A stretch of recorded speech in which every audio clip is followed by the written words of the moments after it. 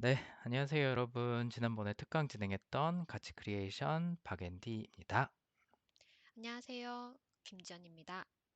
여러분들이 주셨던 질문 오늘 간단하게 좀 대답을 해드리려고 하고요. 일단은 지난번 특강 2시간이라는 짧은 시간이었지만 여러분께서 굉장히 깊은 고민을 하고 계시다라는 걸 느낄 수 있는 질문들이었고, 또 그래서 저희도 나름의 보람이 있었습니다. 그래서 굉장히 깊은 고민이 담긴 이런 질문들 주셔서 감사드리고, 또 이런 질문에 대한 답변 드리는 게 이 질문을 하지 않으셨던 분들에게도 좀 도움이 되었으면 하는 바람으로 전체 질문들에 대해서 한번 좀 답변을 드리고 공유를 드립니다. 참고로 모든 질문에 대해서 답변을 저희가 드리지는 않을 것 같고요. 대다수의 분들에게 해당되는 좀 보편적인 질문에 집중을 하고 또 개인적인 내용이 담겨 있는 질문들은 저희가 약간 편집을 하거나 아니면은 제외를 시켜놨습니다. 그래서 뭐 저희가 개인적으로 답변을 드릴 수 있으면 최대한 그렇게 해드리는 방향으로 하고 일단은 이 동영상에서는 여러분들에게 도움이 될 만한 그런 보편적인 질문들에 집중해서 한번 답변을 드려보도록 하겠습니다. 네, 그럼 첫 번째 질문입니다. 일의 본질이 무엇인지 알아볼 수 있는 여러 경로를 알고 싶습니다. 라고 질문을 주셨는데요. 제가 생각했을 때는 일의 본질은 그 일의 일상을 한번 알아보는 것입니다. 그래서 어떤 직업이 궁금하다라고 한다면, 예를 들어 뭐 변호사가 궁금하다라고 한다면, 그 변호사가 아침에 출근해서 퇴근할 때까지 사무실에서 혹은 밖에서 정말 어떤 행위들을 하는지 그런 것들을 찾아보는 것들이 일의 본질을 알 수 있는 방법이라고 생각을 합니다. 그래서 정말 출근해서 퇴근할 때까지 뭘 하는지 알 수 있는 자료나 혹은 주변에 지인이 있다면 출근하고 뭐 하세요? 뭐 오후에 뭐 점심 먹고 뭐 하세요? 회의할 때는 뭐 어떻게 하세요? 이렇게 정말 일상적으로 어떤 것들을 하는지 인터뷰를 해보시면 그 일의 본질을 알 수 있을 거라고 생각을 합니다. 네. 또 다른 질문으로 자신을 알 수 있는 테스트가 더 있는지 본인의 역량을 잘 알려면 어떻게 해야 하나요? 나에 대해 잘 아는 것이 중요한데 나를 알아보는 방법으로 무엇이 있을까요? 라는 질문도 주셨는데요. 테스트는 굉장히 많습니다. 여러분들이 이미 너무 잘 알고 계시는 MBTI도 있고, 뭐, 애니어그램, 뭐, 등등 디스크 여러 가지 심리 검사가 있는데, 사실 저도 대학교에 가면 그 교수학습 센터가 있죠. 거기서 이제 재학생들 대상으로 무료로 해주시기도 하는데, 저는 그거를 대학생 때 되게 많이 잘 활용을 했거든요. 그때도 이제 MBTI도 그때 되게 정식으로 풀 버전으로 다 받아봤었고, 그래서 학교에서 이미 제공하고 있는 조금 비싼 검사들이 있을 거예요. 그래서 그런 것들을 최대한 많이 하실 때 알아보시고 테스트를 받아보시면 좋을 것 같고, 개인적인 생각으로는 그런 테스트를 많이 해보는 게 저를 아는데 좀 도움이 되는 것 같아요. 그래서, 테스트는 그 나를 아는 도구입니다. 나에 대한 힌트를 주는 도구들이기 때문에, 이 도구의 결과보다는 내가 이런 사람이구나라는 그 정보를 하나씩 얻는다는 마음으로 테스트를 해보시는 게 좋을 것 같아요. 예를 들어서 MBTI다라고 했을 때, 난 T니까 이런 사람이야 라고 그냥 단정 짓는 용도로만 그 테스트를 활용하지 마시고, 그렇지. 내가 이렇게 결과가 나왔는데, 나에게 이런 면이 확실히 있긴 있어. 뭐 이런 식으로 나에 대한 정보를 좀 수집한다는 생각으로 여러 가지 테스트를 해 보시는 것도 좋을 것 같습니다. 제가 아는 테스트는 방금 말씀드린 그런 테스트가 있었는데, 요즘은 더 많아졌을 수도 있을 것 같아요. 인터넷 요즘 치면은 많이 나오니까 그렇게 그 도구로 활용을 해주시면 좋을 것 같습니다. 그리고 또 하나 언급하고 싶은 부분은 이제 테스트라는 거를 질문을 주셨는데 꼭 이게 어떤 기관에서 혹은 다른 어떤 분이 제공하는 테스트가 아니더라도 여러분이 스스로를 테스트를 할 수 있는 방법들이 굉장히 많이 있습니다. 그 중에 하나는 다양한 상황과 환경과 대상에 나를 대입시켜 보는 거예요. 그래서 실제로 해보는 것만큼 좋은 테스트는 저는 없다고 생각을 합니다. 이야말로 뭐 필드 테스트죠. 그래서 다양한 인턴십, 다양한 뭐 체험, 원데이 클래스, 또 사람을 만나보면서 또 내가 파악할 수 있는 아까 뭐 변호사 사례 든 것처럼 사람을 만나보면서 알 수 있는 그 일의 본질, 또 나와의 차이를 느끼면서 나는 어떤 사람이고 뭘 좋아하고 어떤 것이 나한테는 편안하고 불편한지 찾아가는 것도 굉장히 좋은 방법이라고 생각을 해요. 마치 누군가 나의 이상형을 알려주면 좋겠지만 또 그런 테스트가 있어서 당신은 이런 사람과 잘 어울립니다라고 얘기를 해주면 참 좋겠지만 제일 좋은 건 연애 많이 해보는 거거든요. 이 사람 저 사람 만나보면서 이런 사람하고 내가 잘 맞구나, 저런 사람하고 잘 안 맞구나, 이런 이유 때문에 잘 맞고 안 맞는구나, 나는 확실히 이런 면이 강하구나라는 걸 스스로 테스트해 보시는 게 저는 다른 외부의 어떤 방식을 통해서 테스트를 하는 것만큼 중요하다고 생각합니다. 네, 세 번째 질문입니다. 본질에 대한 기준을 어떻게 정하는지 궁금합니다. 라고 질문을 주셨는데요. 본질은 특강에서 말씀드렸다시피 이렇게 생각하시면 쉬울 것 같아요. 내가 생각하는 옳고 그름, 그 다음에 내가 편하다? 라고 생각하는 것, 불편하다고 생각하는 것, 내가 좋은 것, 싫은 것, 이런 것들이 본질에 가깝습니다. 그래서 굉장히 거창하게 들릴 수 있고, 뭔가 좀 어떤 심오한 의미가 있어야 본질이다라고 생각을 하실 수도 있을 것 같은데, 그것보다는 정말 일상적으로 내가 좋아하고 싫어하는 것, 옳다고 생각하는 것, 그르다고 생각하는 것, 편하다, 불편하다, 이런 것들이 내 본질과 제일 맞닿아 있는 것입니다.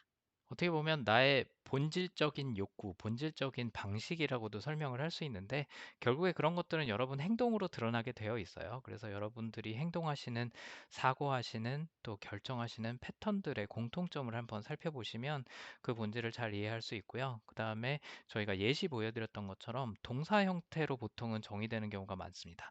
나는 이렇게 하는 걸 좋아하는 사람, 나는 이렇게 하고 싶은 사람, 나는 매일매일 이렇게 할 때, 혹은 이런 것들을 할 때 편안함을 느낀다, 뭐 불편함을 느낀다 이렇게 정의되기 때문에 에, 동사, 동사의 형태로 나는 매일매일 무엇을 하고 싶은 사람인가? 그게 무엇이라는 게 what을 얘기하는 게 아니라 어떤 동사, 어떤 행위를 하고 싶은 사람인지를 스스로 관찰하는 게 또 일에서도 그런 행위를 할 수 있는지를 비교하는 게 나의 본질 또 일의 본질을 찾아가고 또 궁합을 맞춰가는 과정이 될 것 같아요. 참고로 여러분들이 주신 대부분의 질문은 제가 책에서 이미 다뤘던 내용들이 굉장히 많아요. 그래서 혹시라도 여건이 되시는 분들은 제 책을 도서관에서 빌려보셔도 좋고 아니면 직접 사보셔도 좋고 그 안에 여기 질문 주셨던 것들에 대한 답변과 방향들이 많이 제시가 되어 있기 때문에 한번 살펴보셔도 좋을 것 같습니다. 다음 질문입니다. 노력의 힘은 얼마나 작용될 수 있는지 궁금합니다. 저에게 재능, 강점이 없더라도 100% 노력으로 대체될 수 있는지 알고 싶습니다. 제 생각에 노력으로 대체될 수는 있을 것 같아요.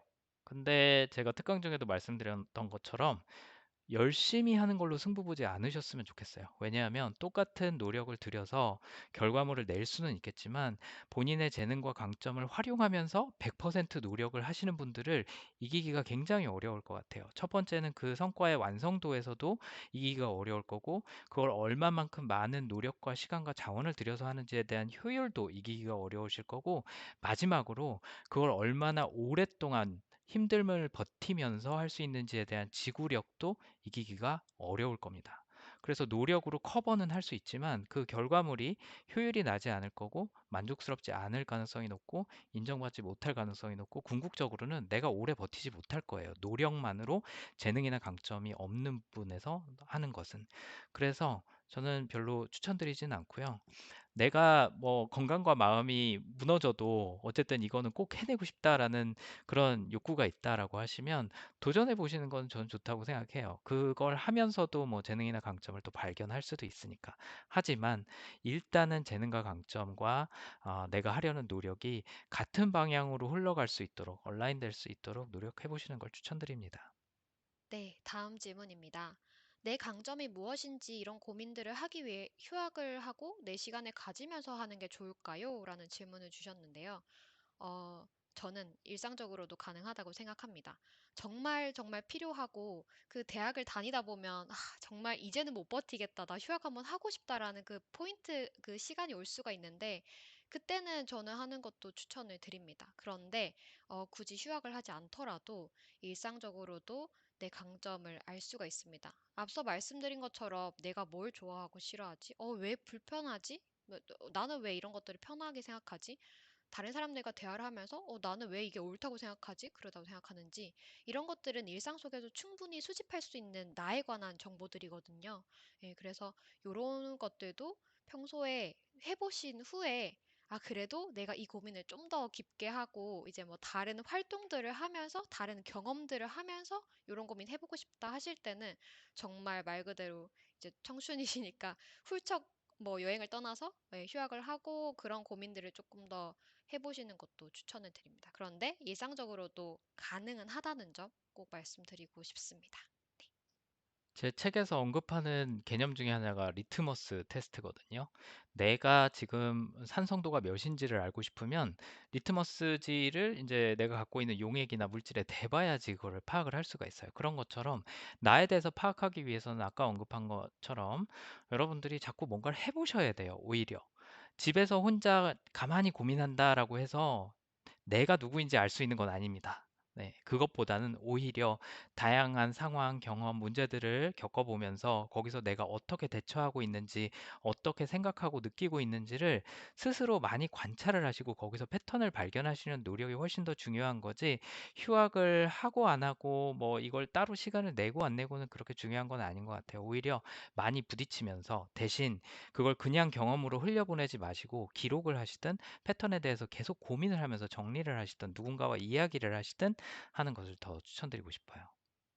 다음 질문입니다. 나에 대해 알게 되는 것이 중요한 부분이라는 생각을 하게 되었습니다. 이렇게 본인에 대해 잘 알게 되는 데에 도움이 되는 책이 있다면 어떤 것이 있을까요? 라는 질문을 주셨는데요. 저는 일단 서점에 가시면 내가 자연스럽게 관심이 가는 그런 책 분야나 어떤 특정 책들이 있을 거예요. 그래서 책을 보는 것도 중요하지만 내가 어떤 책에 좀 더 관심을 갖고 있지? 그런 그 영역이나 카테고리 자체를 보는 것도 의미 있다고 생각합니다. 그래서 뭔가 어떤 책이 끌린다라고 했을 때 끌린다에 그치지 않고 나는 왜 이 분야가 궁금하지? 예를 들어서 뭐 소설을 되게 많이 보는데 비소설보다는 그럼 나는 소설의 어떤 부분이 좋아서, 끌려서 이런 것들을 더 보는 거지? 이런 식으로 정보를 수집해 보는 것도 굉장히 도움이 될 것 같습니다. 너무 좋은 답변이고요. 저도 똑같이 생각하고 있습니다. 근데 굳이 하나 책을 추천을 하자면 아담 그란트의 오리지널스 추천을 드리고 싶어요. 나에 대해서 그 책이 알려준다라기보다는 그 책을 읽으면서 나에 대해서 고민할 수 있는 부분, 또 왜 내가 나다운 모습으로 살아야 되는지에 대한 부분을 조금 더 상기시켜 줄 수 있을 것 같아요. 네. 물론 제 책도 있습니다. 제 책에서는 방법론을 알려드리기 때문에 그것도 참고해 보시면 좋을 것 같아요. 다음 질문입니다. 선택과 집중을 하는 데 있어 포기하게 되는 것이 있는데, 포기를 보다 용기 있게 할 수 있게 되는 방법이 있을까요? 라는 질문을 주셨습니다. 제가 특강 중에 선택은 포기의 과정이다라고 말씀을 드렸었어요. 그리고 저 말고도 굉장히 많은 사람들이 비슷한 얘기를 합니다. 어떻게 용기 있게 할 수 있을까? 저는 오히려 용기라는 부분에 대해서 좀 다시 정의를 하고 싶어요. 여러분이 보시기에 과감한 선택을 하는 사람들을 보면 저 사람 참 용기 있다라는 생각이 들 거예요. 근데 사실 그 사람이 나보다 더 많은 용기가 있어서 그런 선택을 하는 건 아닐 거예요. 무슨 얘기냐면 선택하고 포기하고 하는 과정은 누구에게나 어렵습니다. 내가 뭔가 포기를 한다라는 건 그만큼의 가능성을 배제하는 거기 때문에 힘든 과정이죠. 그럼에도 불구하고 왜 그 사람들은 밖에서 보기에 굉장히 용기 있는 것처럼 선택을 할까? 확신의 문제라고 생각을 해요. 내가 선택과 집중을 하기 위해서는 나의 기준이 명확해야 되고요. 나의 기준이 명확하게 되면 이거를 선택을 안 할 수가 없는 거죠. 여러분이 연애나 사랑이나 결혼을 하는 걸 상상을 해보시면 될 거예요. 내가 이 사람이 너무 좋으면 다른 것들을 포기할 수 있습니다. 또 그 사람이 갖고 있는 단점도 내가 포기하고 수용할 수 있어요. 근데 내가 이 사람에 대한 확신이 없다. 그러면 이 사람에 대해서 뭘 가져가고 뭘 포기해야 될지, 또 뭐 다른 내가 마음에 드는 사람이 있는데 그 사람을 선택해야 될지, 이 사람을 선택해야 될지 헷갈릴 거거든요. 그럴 땐 내 기준을 바로 잡아야죠. 내가 사귀고 싶고, 내가 인생을 함께하고 싶은 사람은 다른 건 다 포기하더라도 이 부분 하나는 내가 꼭 가져가고 싶다. 이거는 꼭 있어야 된다라고 생각되는 기준이 뭔지를 스스로 명확히 하는 과정이 있으면 굳이 용기라는 게 필요 없다라고 생각을 합니다. 그 선택을 하지 않으면 난 제대로 살 수 없는 사람이에요. 건강하게 생활할 수 없고 행복하게 살 수 없고 거기서 또 성과든 만족이든 효율을 낼 수 없는 사람이 되기 때문에 그 선택은 자연스럽게 하실 수 있다고 믿습니다. 네, 다음 질문입니다. 돈과 명예를 중요시하는 사람인데 제가 좋아하는 일은 그 둘을 쉽게 얻을 수 없어서 고민이에요. 라는 질문 주셨습니다. 이거는 뭐 제가 정답을 내려드리기에는 굉장히 어려운 문제예요. 근데 한번 스스로에게 질문해 보셨으면 좋겠어요. 정말로 지금 좋아한다. 하지만 이걸로는 돈과 명예를 얻기는 어려운 일이다라고 말씀하신 부분이 사실인지, 절대적으로 사실인지를 한번 질문을 해보시고, 조사를 해보시고, 체험을 해보셨으면 좋겠어요. 세상의 어느 분야든 간에 탁월함을 보이시는 분들은 돈과 명예도 같이 가져가세요. 물론 뭐 그게 세계 뭐 전 세계 0.1%가 돼야 되는 건지 아니면 5%에만 들어도 그렇게 할 수 있는 건지는 한번 따져 보셔야 되겠지만 어떤 일이든 인정을 받으면 거기에 대한 보상과 성과가 따라오기 마련입니다. 그래서 어, 예를 들면 이런 거죠. 뭐 예술을 하면 항상 가난하게 살아야 해. 뭐 사회공헌 사업을 하면 뭐 비영리 단체에 들어가면 돈을 벌 수가 없어. 뭐 이렇게 생각하실 수도 있겠지만 꼭 그렇지는 않을 수도 있어요. 그 다음에 설령 그런 일이라고 한들 그러면 내가 돈과 명예를 평생 포기하고 살아야 되느냐? 아닙니다. 요즘은 엔잡러의 시대입니다. 내가 메인으로 하는 잡 혹은 우선순위로 하는 잡이 있고 거기서 내가 만족을 얻는다면 돈과 명예를 얻을 수 있는 또 사이드 잡을 하시면 되거든요. 그래서 어, 그런 옵션은 얼마든지 열려 있고 가능성은 있으니까 돈과 명예를 나는 이 일을 하면서 절대 얻을 수 없어라는 그 명제가 사실인지부터 한번 검증을 해보시고 거기서 뭔가 위안이나 확신을 얻은 후에 선택을 하시면 좋겠습니다. 네, 다음 질문입니다. 내가 이걸 이룰 수 있을까 같은 막연한 걱정과 불안 때문에 선택을 망설일 때는 어떻게 해야 할까요? 라는 질문을 주셨는데요. 어, 저는 여기서 조금 힌트가 있다고 생각을 했는데, 질문 자체에서 그 막연하다라는 말씀을 먼저 해주셨잖아요. 그래서 이것들은 어디 지점에서 내가 불안을 제일 많이 느끼는지 이런 것들을 막연한 게 아니라 구체적으로 한번 적어보셨으면 좋겠어요.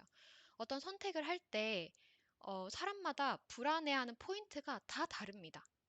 그렇기 때문에 나는 어디서 불안을 느끼는지를 조금 파악하고 구체화한다면 이게 좀 불안이 줄어들 수가 있어요. 저도 불안을 계속 느끼고, 앞으로 계속 새로운 경험을 하고 있기 때문에 또 새로운 일을 할 땐 당연히 불안한데, 그때마다 저는 첫 번째는 불안에 대처하는 사람들의 사례를 좀 많이 읽어보고요. 요즘 기사도 많고, 인터뷰도 많고, 책도 많거든요. 그리고 인류가 있은 이래로 계속 이런 불안에 관련해서 대처했던 방법들이 너무 많이 옛날부터 내려오기 때문에 참고해서 저한테 한번 적용을 해보고, 두 번째는 말씀드린 것처럼 그래서 내가 정말 뭐가 제일 불안하지? 라는 것들을 계속 일상생활에서 고민을 해봅니다. 뭐 친구들이랑도 얘기를 해보고 뭐 다른 분들과도 얘기하면서 구체화하려고 굉장히 노력합니다. 그러면 구체화하는 것부터 그게 불안을 많이 줄이는 데 도움이 되더라고요. 예, 그래서 저는 그 두 가지 방법을 좀 추천을 해드립니다. 그리고 아까 전에 용기라는 부분에 대해서 말씀드린 것처럼 선택을 망설인다. 나는 여기에 대한 용기나 확신이 없다. 그러면 다시 원점으로 돌아가시는 게 제일 좋습니다. 나한테 제일 중요한 게 뭐지? 그럼 그 중요한 걸 빼놓고는 나머지는 우선순위를 조금 낮추거나 때로는 과감하게 포기를 할 수도 있어야 하거든요. 그래서 내 기준이 바로 서면 여러분들 이 막연한 걱정이나 불안 조금 줄여가실 수 있어요.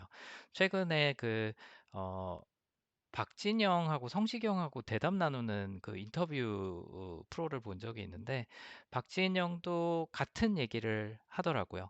내 삶의 목적이 무엇인지, 나의 why가 무엇인지를 알게 된 이후부터는 그야말로 나의 우선순위가 정리되고 나의 정체성에 대해서 확실하게 알게 된 이후부터는 삶이 너무 쉬워지더라. 스트레스가 없더라. 내가 뭘 하고 왜 해야 되는지를 명확하게 알다 보니까 선택할 게 없더라라는 얘기를 합니다. 그 영상 한번 추천드립니다. 다음 질문입니다. 좋아하는 분야에 대한 지식을 얕게만 알고 있는데, 그래도 그 방향으로 진로를 잡고 공부해 해도 될까요? 라는 질문을 주셨습니다. 아무리 지식을 많이 갖고 있더라도, 심지어 뭐 대학원 박사 과정까지 거쳤다 하더라도, 실제로 업무에 투입이 됐을 때 그 지식을 활용할 수 있냐라고 하면 그렇지 않은 경우가 굉장히 많아요. 물론 분야에 따라 정도의 차이는 있겠지만. 그래서 지식이 얕다, 혹은 뭐 거기에 대한 학위나 자격증이나 이런 게 없다라고 해도 진로를 잡는, 방향을 잡는 거는 저는 문제가 될 게 없다고 생각을 합니다. 다만, 제가 특강 중에 말씀드린 것처럼 이 일을 내가 내 방식대로, 내 스타일대로, 또 내가 추구하는 목적을 향해서 할 때 어떤 모습일지 한번 그려보시고, 그렇게 해서 성공한 사람들이 있고 인정을 받은 사람들이 있는지, 또 실제로 그 일을 하시는 분들이 내가 할 거라고 예상되는 그런 방식이나 혹은 내가 추구할 거라고 생각하는 목적을 위해서 그 일을 할 때 얼만큼의 성과, 효율, 만족을 얻고 계신지를 한번 직접 들어보시거나 관찰해 보시는 걸 추천을 드려요. 그러지 않고는 어떤 진로 방향을 잡는다라는 거는 여러분들이 이 특강 중에도 말씀드린 것처럼 그 단계들을 다 거치지 않고 바로 그냥 정해버렸을 때는 어, 사진만 보고 중매 결혼하는 거랑 굉장히 비슷하거든요. 그래서 지식에 대한 깊이나 얕음보다는 그 진로 방향에 대해서 내가 얼마나 더 알고 있는지, 앞서 나온 질문처럼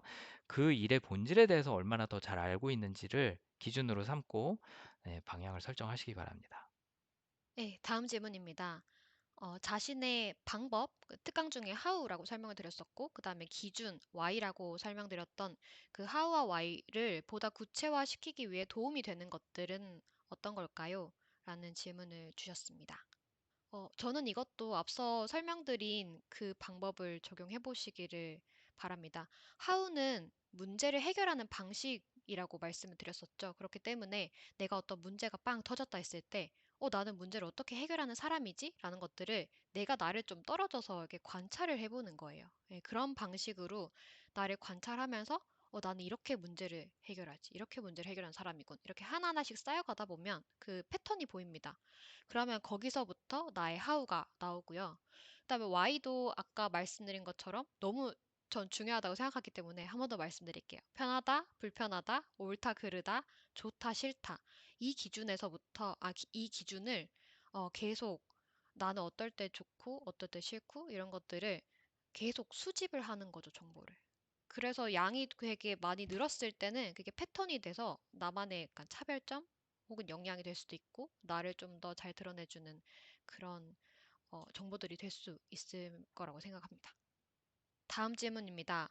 어쩔 수 없이라도 선호하지 않는 업무를 하게 되었을 때는 좋다고 생각하면서 생각을 바꿔야 될지 아니면 무조건 이직을 생각해야 되는 걸까요?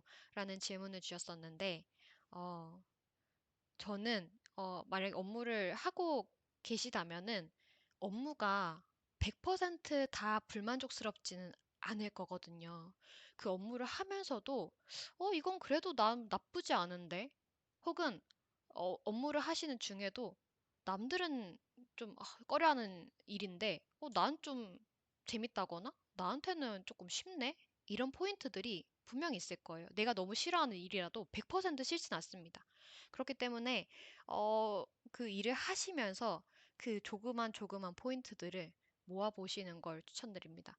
그래서 그 포인트들 모아서 다음 일로 이직을 하시거나 다른 업무를 하시게 될 때는 이제 나는 저번에 그 업무할 때 이런 점이 좋았으니까 이번에는 이런 점이 더 많은 업무를 선택해서 해봐야지. 혹은 그전에는 이런 게 너무 불편했었기 때문에 다음 이직했을 때는 이런 것들을 좀 피할 수 있는 업무 환경에 가야겠다. 이렇게 내 선택의 기준을 마련하는 거죠. 예. 그래서 결론적으로 다 너무 불편하거나 힘든 일은 없기 때문에 그 속에서도 내가 뭐가 싫고 좋은지 한번 가려보시는 작업을 하는 걸 추천드리겠습니다. 지연 파트너님이 하신 답변을 한마디로 요약하자면 어, 힘든 경험 혹은 나한테 안 맞는 경험도 나를 이해하는 도구로 삼아라. 약간 교훈과 반면교사를 거기서도 얻어내려고 노력해라라고 생각을 해볼 수 있을 것 같아요. 저는 하나 더 보태자면 내 생각을 바꿔야 하는지, 이거 이제 스스로 마인드 컨트롤을 하겠다라는 말씀이고, 아니면 무조건 이직을 생각해야 하는지, 이거는 이제 내가 이 환경이나 업무를 이제 떠나는 거죠.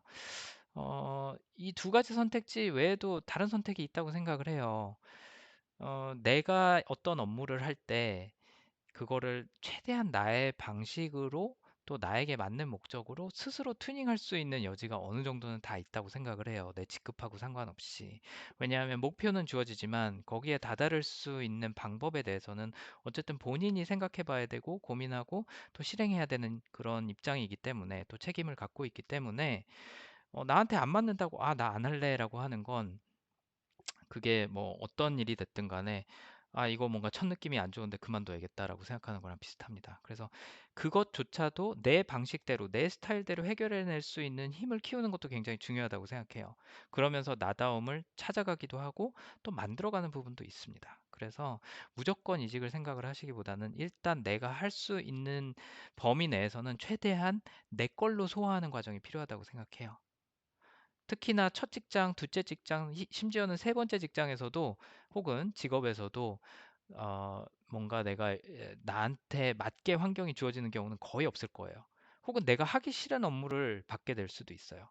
그 안에서도 그 업무를 내 방식대로 내가 추구하는 목적을 향해서 어, 진행하면서 성과나 만족과 보람을 얻을 수 있는 방법을 찾아보는 게 나다움을 키워가는 방법이라고 생각을 하기 때문에 그걸 먼저 다 시도를 해보시고 옵션이나 가능성을 다 소진했다. 그럼 뭐 그때 이직이든 전직이든 하셔도 좋다고 생각합니다.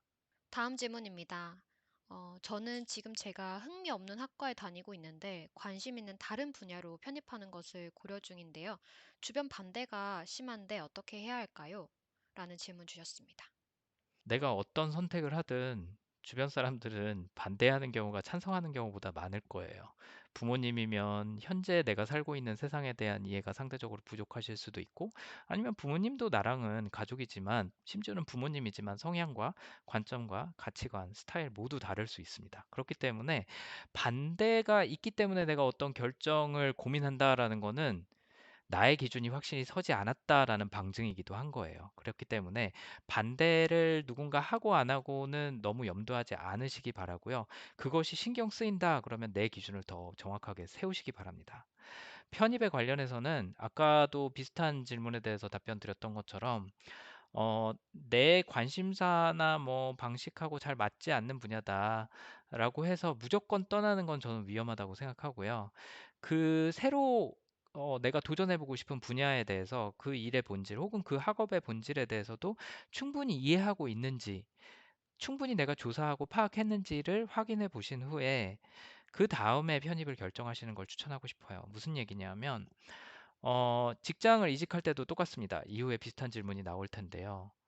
지금 나하고 안 맞는 일이다라고 해서 저는 이런 게 안 맞아서 뭐 이직하기로 결심했습니다라고 새로 지원하는 직장에 얘기를 하는 건 굉장히 위험한 일이에요. 왜냐하면 그 똑같은 이유는 새 직장에서도 혹은 새 직무에서도 똑같이 발생할 수 있거든요. 예를 들면 이런 거예요. 여러분이 연애를 하다가 내 연애 상대가 마음에 안 들어서 헤어지기로 했어요. 그래서 이제 다음 연애 상대랑 이제 막 썸을 타고 있는데 그 상대방이 나한테 물어보는 거죠. 지난 뭐 여친하고는 혹은 남친하고는 왜 헤어졌어?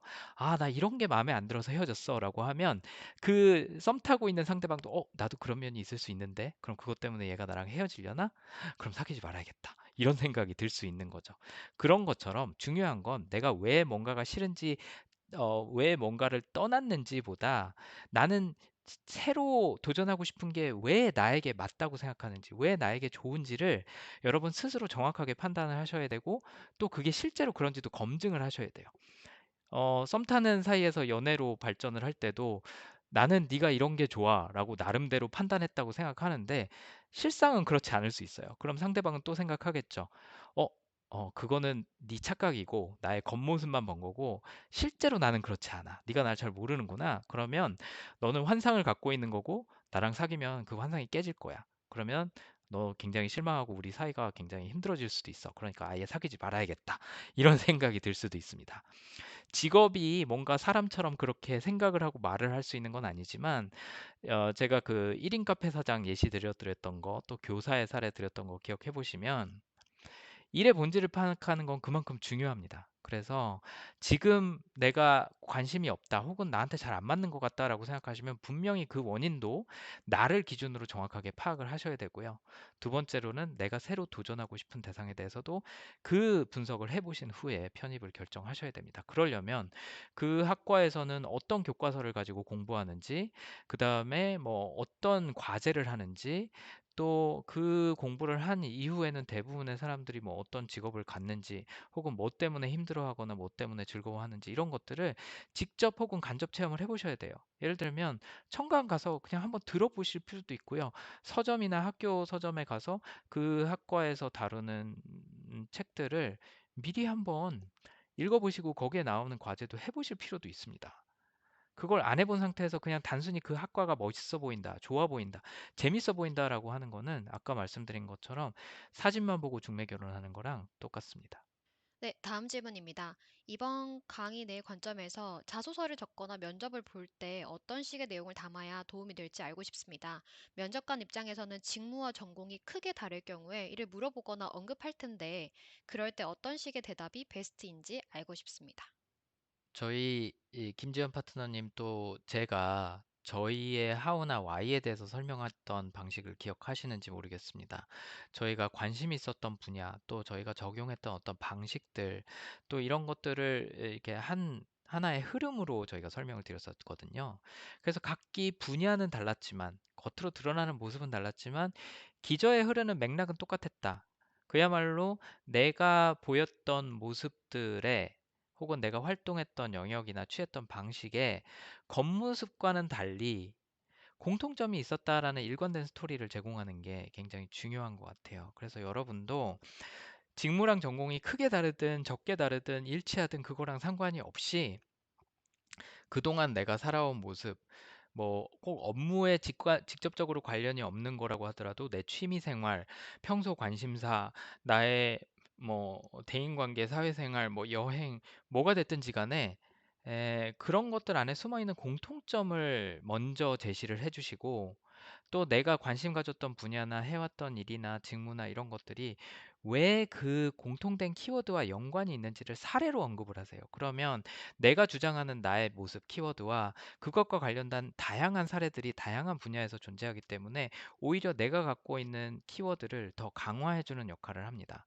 그래서 이게 분산시킨다 혹은 일관성이 없다가 아니라 거꾸로 일관된 메시지, 일관된 나의 모습을 보여주는 게 핵심인 거죠. 그래서 자소서가 됐든 면접이 됐든 뭐 다른 어떤 자리에서든 나에 대해서 설명하거나 내가 추구하는 것에 대해서 설명할 때는 일단 핵심 포인트를 잡으시고 다양한 사례들이 왜 이 핵심 포인트를 실제로 증명하는지를 설명을 해주시면 상대방에게 진짜 나의 모습을 보여주고 설득하는 데 큰 도움이 될 거라고 생각합니다.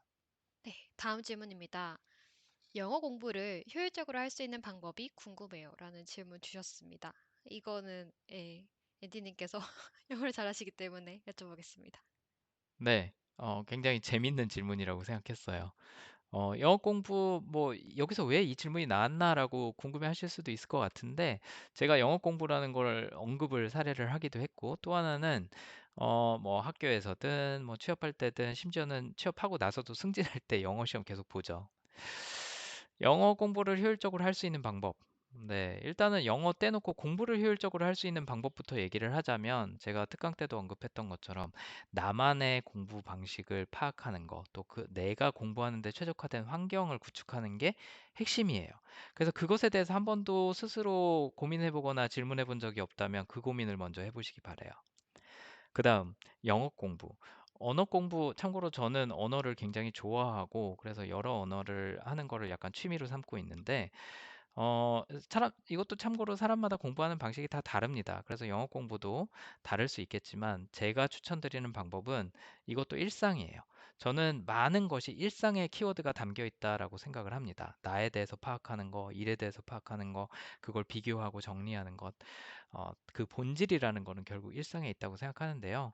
제가 추천하는 방법은 여러분이 일상적으로 사용하시는 단어나 표현들을 한번 쭉 기록을 해보세요. 그리고 그것들을 어떻게 영어로 표현해야 하는지부터 먼저 단어와 표현, 수거들을 익히시기 바랍니다. 그러면 뭐 문법에 잘 맞지 않더라도 내가 문장을 만들 수가 있어요. 근데 내가 항상 쓰는 단어인데 그거를 영어로 모른다. 그러면 영작을 할 수가 없거든요. 영작을 할 수 없다라는 거는 그 단어를 모르고 있다는 거고, 내가 모르고 있는 단어가 나오면 그걸 또 이해하는 것도 마찬가지로 어렵겠죠. 그래서 내가 평소에 어떤 단어나 표현 잘 쓰고 있는지, 많이 쓰고 있는지부터 한번 기록하고 정리하고 걔네들을 정확한 영어 단어나 표현으로 배워보시면 좋을 것 같아요. 네, 마지막 질문입니다. 왜 대한민국에서 생활하시기로 결정하셨는지 궁금합니다. 저는 한 번뿐인 인생을 잘 살고 싶은 사람이고, 요즘 고민하는 것 중에 하나가 어느 국가에서 이 삶을 보내야 할지입니다. 두 분 다 저보다 훨씬 지혜로운 분들이신데, 대한민국이란 국가의 어떤 점 때문에 혹은 다른 어떤 특별한 이유 때문에 아이를 낳고 생활하시는지 궁금합니다. 뭐 지극히 개인적인 결정이지만 저 같은 경우에는 이제 저희 어, 가족이 아파서 한국으로 다시 돌아오게 됐어요. 가족하고 시간을 많이 보내기 위해서.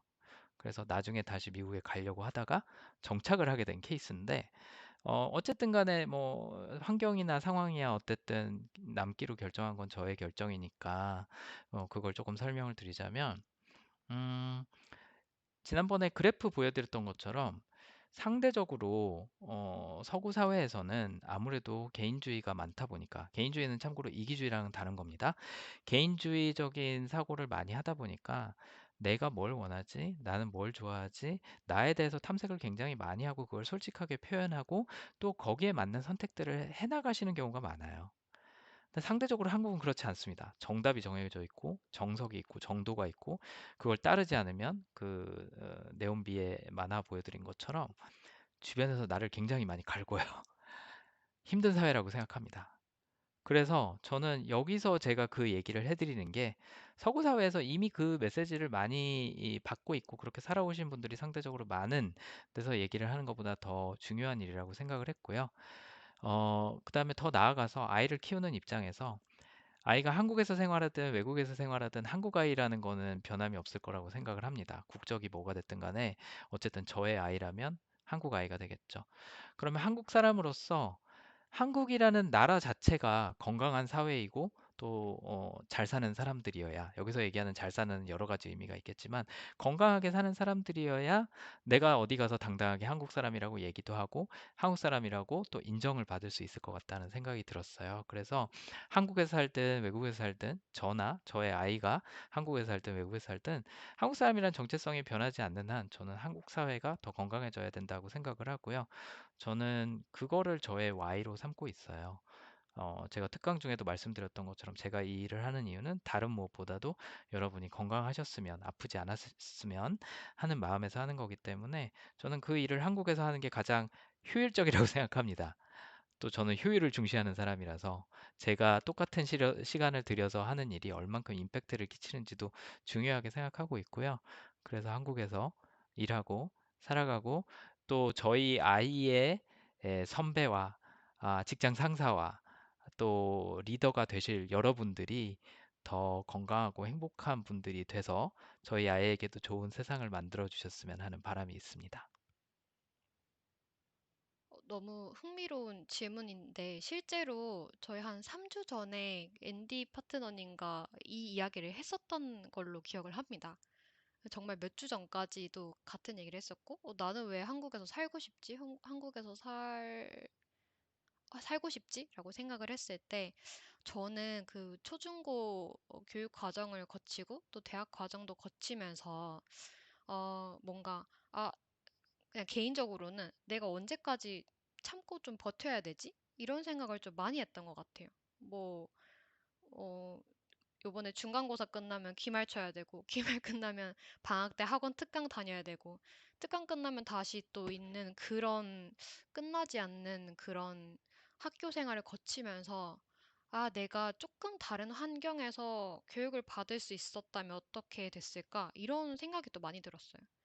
그래서 뭔가 버티는 삶과 그다음에 이런 것들에 대해서 계속 생각을 하게 되다 보니까 그럼 잘 사는 건 뭐지? 라고 생각을 했을 때 그냥 내가 갖고 있는 것들을 좀 잘 사용하면서 이미 갖고 있는 것들을 더 잘 사용하면서 하고 싶은 거 할 수 있게 되는 게 잘 사는 게 아닌가라는 생각을 했고, 그렇기 때문에 거기에 그 질문에 대해서 답을 하다 보니까 지금 이런 강점이라는 도구를 가지고 나답게 살 수 있는 것들을 고민하는 그런 직업을 갖게 되었거든요. 근데 아직 우리 사회에서 이런 고민이 더 많이 많이 필요한 것 같아요. 내가 잘 살려면 또 옆에 주변 사람들이 또 행복해야 되니까, 그렇기 때문에 좀 행복한 사람들을 많이 만드는 것, 그리고 그런 환경이나 커뮤니티를 만드는 것, 네, 그런 문제들을 한번 해결해 보고 싶습니다. 예, 개인적으로는. 네. 저희 둘 다 갖고 있는 공통점은 실제로 여러분들에게 말씀드렸던 것처럼 목적 중심의 삶을 살려고 노력하는 사람들이라는 게 하나가 있어요. 그래서 저희 둘 다 조금 더 한국 사회를 또 성인들과 직장인들을 건강하게 생활하게 도와주고 싶다라는 목적이 굉장히 크고요. 그리고 느낄 수 있는 보람이나 행복 중에 타인을 돕는다는 건 굉장히 큰 행복이에요. 그래서 여러분들도 여러분만의 목적 또 가능하다면 타인을 도우면서 여러분들이 함께 성장하고 인정받고 또 행복을 느낄 수 있는 그런 목적을 발견하시기를 또 빌어봅니다. 네, 이로써 오늘 여러분들이 주셨던 질문에 대한 답은 마치도록 하고요. 혹시라도 저희가 개인적으로 답변 드릴 게 있으면 저희 메일 주소 한번 보시고 연락을 주시면 저희는 뭐 가능한 성심성의껏 대답을 드리도록 하겠습니다. 그래서 가치 크리에이션 또 박앤디 김지연이 하는 일에 관심 많이 가져주시고요.